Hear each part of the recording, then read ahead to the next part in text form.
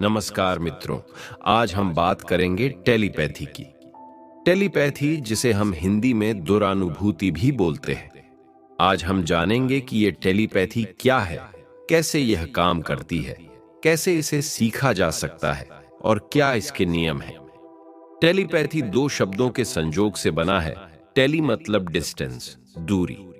Pathy मतलब feelings, भावनाएं। मतलब बिना किसी फिजिकल डिवाइस के किसी व्यक्ति को mind to mind message send करना टेलीपैथी है। या आप इसे ऐसे भी समझ सकते हैं कि बिना फोन या इंटरनेट के केवल अपने मन और मस्तिष्क की शक्ति के साथ किसी को अपना संदेश, विचार या भावना आदि भेजना टेलीपैथी कहलाता है। टेलीपैथी को कोई भी व्यक्ति अपने जरूरत के हिसाब से प्रयोग कर सकता है। उदाहरण के तौर पे, जैसे कि आप किसी रूठे व्यक्ति को मनाना चाहते हैं, या आप किसी की कोई बुरी आदत छुड़ाना चाहते हैं, या फिर आप किसी से कनेक्ट होना चाहते हैं, जुड़ना चाहते हैं, तो हर व्यक्ति अपनी निजी या अलग अलग जरूरतों के हिसाब से वो इस विद्या का उपयोग कर सकता है। लेकिन इस बात की सफलता को सुनिश्चित करने के लिए कि आपका मैसेज कम समय में आपके संबंधी तक पहुंच जाए और वह व्यक्ति प्रेम और सम्मान के साथ आपके द्वारा संदेश में जो बात कही जा रही है उस बात को वह स्वीकार भी कर ले, इसके लिए आपको कुछ नियमों का पालन करना जरूरी है। कुछ बातों का ध्यान रखना जरूरी है। उन बातों की पहले हम चर्चा कर लेते हैं। उसके बाद हम इस विधि को करने का सही तरीका जानेंगे, जिससे आपको 100% सफलता मिल सके। इसमें सबसे पहली बात है कि आपको जो मैसेज या विचार सेंड करना है वो किस समय करना है। तो उसके लिए सबसे बेस्ट टाइम है रात्रि काल का। रात को 11 बजे के बाद आप इस प्रक्रिया को कर सकते हैं, क्योंकि इस समय वातावरण बिल्कुल शांत होता है और आपका मन भी शांत होता है। वही दूसरी तरफ वह व्यक्ति भी इस समय सो रहा होगा जिसके पास आप मैसेज सेंड करना चाहते हैं। तो जब वो व्यक्ति सो रहा होगा तो उसका अवचेतन मन भी खुला होगा, और अगर किसी व्यक्ति का अवचेतन मन खुला है तो उस समय में अगर हम कोई संदेश या कोई मैसेज उस व्यक्ति को भेजते हैं तो वो व्यक्ति, क्योंकि रिसीविंग मोड में है, तो आसानी से उस मैसेज को रिसीव कर लेगा। तो अब आप समझ गए होंगे कि क्यों आपको सिर्फ रात्रि काल में ही मैसेज सेंड करना है। दूसरी बात है एकाग्रता की। आप जो भी मैसेज या विचार चूज करते हैं उस व्यक्ति तक भेजने के लिए वो मैसेज या विचार लंबा चौड़ा नहीं होना चाहिए। आपको सिर्फ एक लाइन का छोटी से छोटी मैसेज बनानी है। उस एक लाइन को ही अपनी पूरी एकाग्रता के साथ अपने मन में दोहराना है। और याद रखें कि जिस समय आप उस विचार को बोल रहे होंगे या उस मैसेज को आप सेंड कर रहे होंगे, उस वक्त वो विचार ही आपके मन में रहे। बाकी के विचार गायब हो जाने चाहिए। अगर आप अशांत मन के साथ बिना कंसेंट्रेटेड माइंड के साथ उस विचार को दोहराएंगे तो उसकी धार खत्म हो जाएगी और वो विचार आपके पास ही नीचे गिर जाएगा। वो आगे ट्रैवल ही नहीं कर पाएगा। इसलिए यदि आप चाहते हैं कि आपका विचार तीर की तरह एकदम से तेजी के साथ उस व्यक्ति तक पहुंचे, तो उसके लिए जरूरी है कि उसके पीछे एकाग्रता की शक्ति, यानी कि आपकी कंसंट्रेशन पावर की जो एनर्जी है, उसमें आपको संयुक्त करना है। तभी वो मैसेज इतनी दूरी तक ट्रैवल कर पाएगा। तो दूसरी बात भी आपको ध्यान रखना है कि जब भी आप मैसेज सेंड करें उस वक्त आपका मन एकाग्र हो, बेचैन ना हो, अशांत ना हो। तीसरी बात, जब आप इस प्रक्रिया को करेंगे तो आपका मन बिल्कुल शांत होना चाहिए, क्योंकि अशांत मन से आप कुछ भी सफलतापूर्वक सिद्ध नहीं कर पाएंगे। क्योंकि एक बार जब आप ध्यान करते करते शांत अवस्था में आ जाएंगे तो ऐसे समय में जो आपका एनर्जी लेवल होता है, उस एनर्जी लेवल पे आप कुछ भी कर सकते हैं। आपकी जो संभावनाएं हैं उनमें वृद्धि हो जाती है। क्यों? क्योंकि जब आपका मन गहन शांति में चला जाता है तो आप शारीरिक चेतना से आगे निकलकर यूनिवर्सल कॉन्शियसनेस में एंटर कर जाते हैं। ऐसी स्थिति में आपकी जो वाइब्रेशनल फ्रीक्वेंसी होती है उस व्यक्ति की वाइब्रेशनल फ्रीक्वेंसी से मैच कर जाती है जिसके पास आप अपना मैसेज सेंड करना चाहते हैं।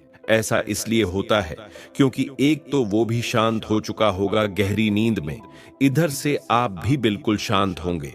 तो जैसे रेडियो की ट्यूनिंग मिल जाती है, वैसे ही आप दोनों की ट्यूनिंग भी मिल जाएगी और आपका मैसेज वहां तक सेंड हो जाएगा। तो तीसरी बात आपको ध्यान रखनी है कि जिस वक्त भी आप इस प्रक्रिया को करें, आपका मन उस वक्त बिल्कुल शांत होना चाहिए। चौथी बात है भावना, इमोशंस की, क्योंकि हमारी जो भावनाएं हैं वो हमारे विचारों से ज्यादा बलवान होते हैं। अगर कोई व्यक्ति रुखा सूखा विचार सेंड करेगा तो उसमें उतनी ताकत नहीं होगी, लेकिन अगर आप अपने संदेश में अपनी भावना को भी जोड़ देंगे, यानी कि जो भी आप मैसेज सेंड करेंगे उसमें आप अपने इमोशंस को, अपने प्रेम को और अपनी तड़प को भी जोड़ देंगे, तो वो बहुत ज्यादा स्ट्रांग हो जाएगा। उदाहरण के लिए, आपने कभी देखा होगा कि जब कोई भक्त अपने भगवान को याद करता है, भजन करता है, कीर्तन करता है, तो कितने इमोशंस के साथ, कितने प्रेम के साथ अपने परमात्मा को याद करता है।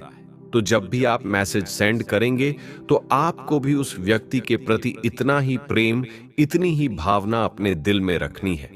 जितना आप दिल से इस चीज को करेंगे, उतना जल्दी आपका कनेक्शन उस व्यक्ति के साथ बनेगा और उतना ही जल्दी आपका मैसेज वहां तक सेंड हो जाएगा। तो चौथी बात आपको ये ध्यान रखनी है कि जब भी आप अपना मैसेज सेंड करें तो वो केवल एक रुखा सूखा विचार मात्र ना हो, बल्कि उसमें आपकी भावनाओं की चाशनी भी लिपटी हुई होनी चाहिए।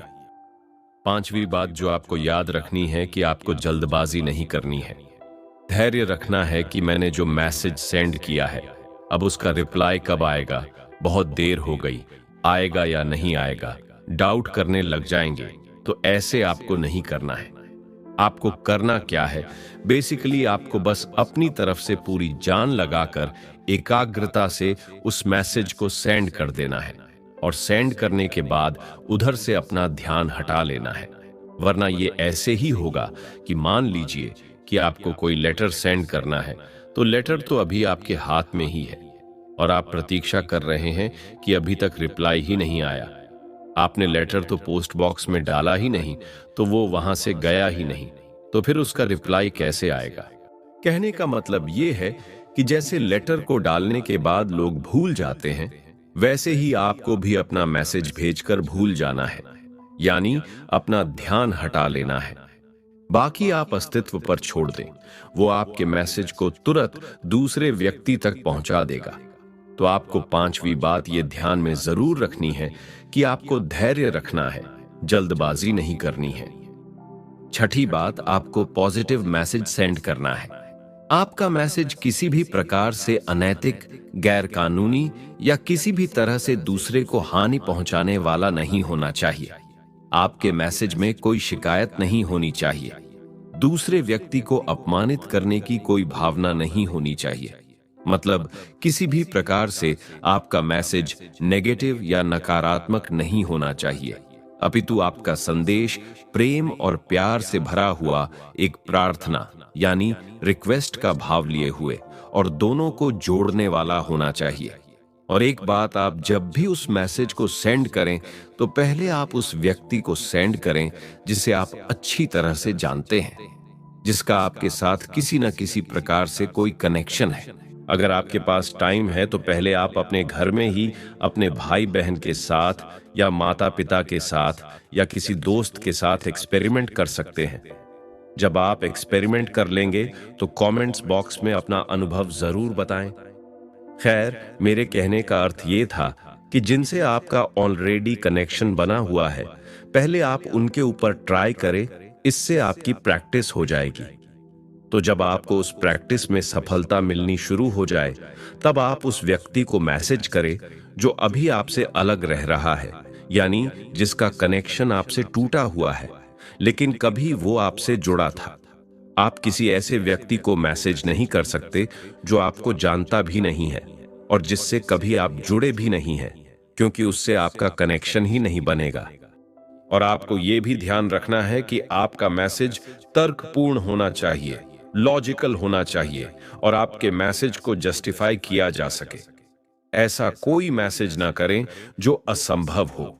और एक बात यह भी ध्यान रखना है कि जो भी आप मैसेज कर रहे हैं उसमें ट्रस्ट हो, श्रद्धा हो, विश्वास हो कि हाँ, ये जो मैं कर रहा हूं या कर रही हूं ये अवश्य सफल होगी। इसमें आप डाउट ना करें, वरना मैसेज या विचार सेंड करने में विघ्न पड़ सकता है और आपकी इच्छा अधूरी रह जाएगी। ये जो मैंने अभी छोटी छोटी कुछ बातें बताई है, इसे आपको ध्यान रखनी है उस दौरान जिस दौरान आप टेलीपैथी करेंगे। अब हम बात करते हैं कि ऐसी कौन सी टेक्निक करें कि आप अपने प्रिय व्यक्ति, जिसके दिमाग में आप अपना विचार डालना चाहते हैं, अपना मैसेज सेंड करना चाहते हैं, वो सही से कर पाए।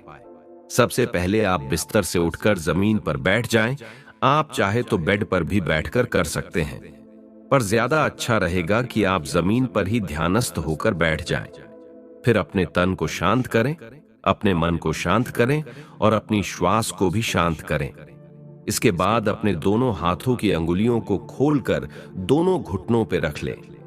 फिर जब आपका शरीर शांत हो जाए, आपकी हलन चलन शांत हो जाए, आपके मन के विचार शांत हो जाएं, तो कुछ देर गहरी श्वास ले और छोड़े, ताकि आपके मन को शांति मिले।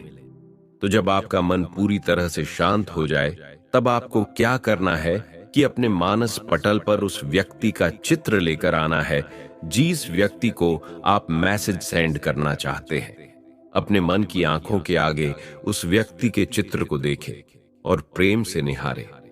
कुछ टाइम उसको वैसे ही देखते रहे और कुछ ऐसे बीते हुए लम्हों को याद करे जो आपने इकट्ठे कभी बिताए थे। तो जब आप कुछ देर उनको याद करेंगे, उनके चित्र को लगातार अपने मन की आंखों से निहारते रहेंगे, यानी कि जब भावना के तल पे आप उनसे कनेक्ट हो जाएंगे, तब अपना ध्यान फिर से अपनी श्वासों पे लेके आए। अब यहां से विधि स्टार्ट होगी। इस विधि में या टेक्निक में 3 स्टेजेस है। पहली 2 स्टेजेस 5-5 मिनट की है और तीसरी स्टेजेस को आपको तब तक करना है जब तक कि नींद ही ना आ जाए। तो पहली स्टेज में आप अपनी श्वास पे ध्यान लेके आएंगे और जैसे ही आपकी सांस अंदर की ओर आए, यानी कि जब आप इनहेल करें, तब आपको ये भावना करनी है कि आप अपनी सांस के द्वारा इस यूनिवर्स से एनर्जी को अपने अंदर खींच रहे हैं।